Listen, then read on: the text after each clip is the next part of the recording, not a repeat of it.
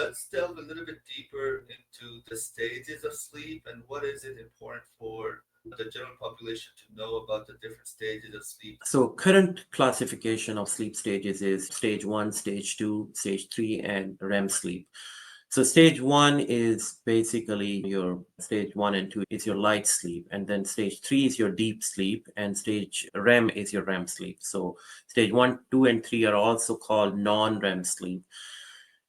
It is not important, just not important that how much you are sleeping. It's also important the quality of sleep you are getting.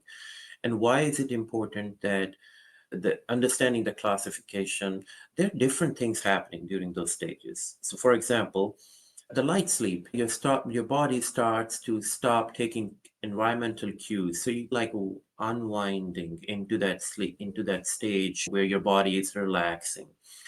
Not much from memory wise is happening from vital processes that we talked about during the sleep.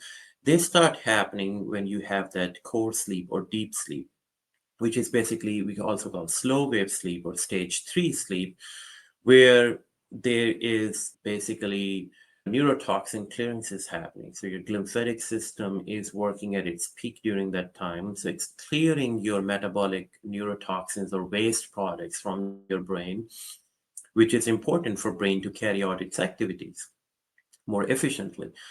Also, there are some growth hormone spurts are happening during that sleep stage.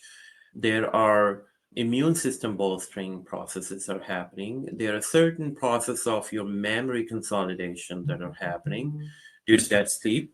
And then you have this REM sleep.